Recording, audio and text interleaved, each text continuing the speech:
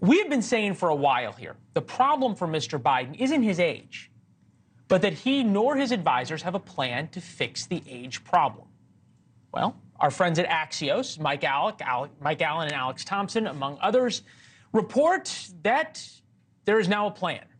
Biden's reset moment. The president's State of the Union address played well last year. He seemed agile. Officials close to him needing a repeat triumph will spend hours on everything from the text to his physical preparation to exploit the prime time moment. Democratic strategist and newly minted NewsNation contributor Kurt Bardella, there's Kurt, is here. His first NewsNation contributor appearance. Welcome to the program, my friend. Thank you. We begin with Alex Thompson of Axios for a deeper dive on his reporting. We looked back because you noted what happened last year and how people liked his State of the Union. And I thought even 2 years ago, at the start of the Ukraine war, a strong performance. His poll numbers were exactly the same on February 5th, 2 days before the address, and March 5th, 1 month after. 52 disapprove, 41% approve. What exactly are they hoping that a strong performance does that last year's strong performance did not?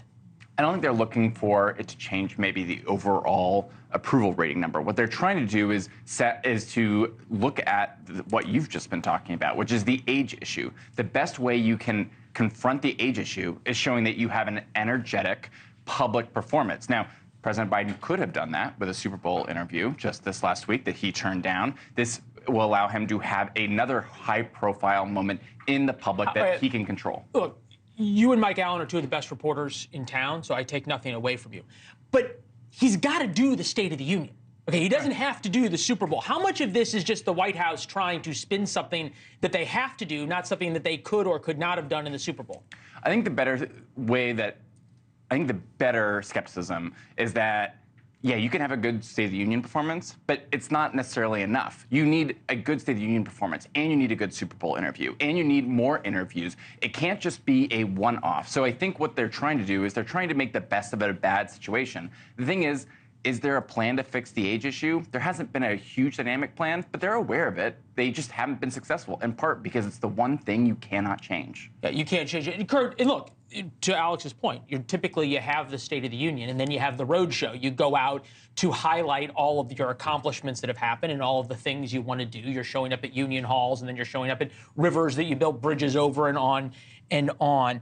What do you make of the sudden realization now, or the sudden willingness by a lot of Democrats to now speak about this publicly? Well, they're waking up to something that we have been talking about, specifically on this show, for months now. The problem with the State of the Union strategy is, and listen, I expect President Biden to deliver a fine State of the Union address. This is a setting that he's familiar in, that he's comfortable with. He has done this before. He knows. He was in the stakes. Senate for 40 years. He will perform well there. The problem is, much like in sports, you're only as good as your last performance. The next time that he's out on the campaign trail and stumbles or misspeaks or says something that may not be entirely accurate or just has a senior moment, it all starts all over again. Like, this is the most predictable cycle that we're living in, and it's never going away, because the one thing that we know for sure is Joe Biden's not going to get any younger between now and Election Day. All right.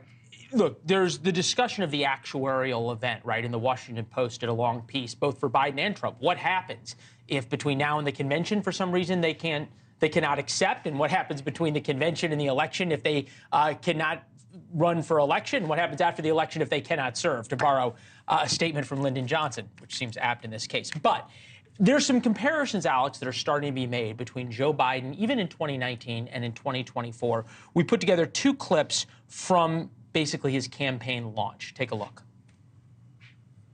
We choose hope over fear, truth over lies, and yes, unity over division. I've never been more optimistic about our future, and I've been doing this a hell of a long time. Just to remember who we are.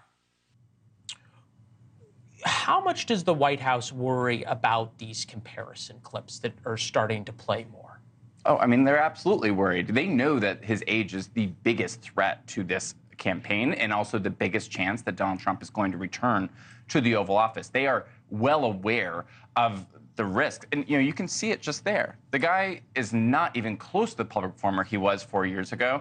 And in that campaign, you remember, people were also making his age an issue. Cory Booker back then was saying, sometimes you just wonder when you hear him talk. The thing is that there are there are two things going on. There are limits of what they can do, and there's also limits of what they can convince him to do. I've been told that behind the closed doors, Joe Biden does not think that what we just said is true. Joe Biden behind closed doors will often say to aides, I feel so much younger than my age. And sometimes I'm telling you, that's what he says, like almost verbatim. He says it often, frequently. They probably, it's one thing to feel like you're getting older. Delusion probably is not something that we want the President of the United States to feel, for any of us to feel. Thanks for watching. Go to joinnn.com to find NewsNation on your television provider. And don't forget to click the red subscribe button below to get more of NewsNation's fact-driven, unbiased coverage.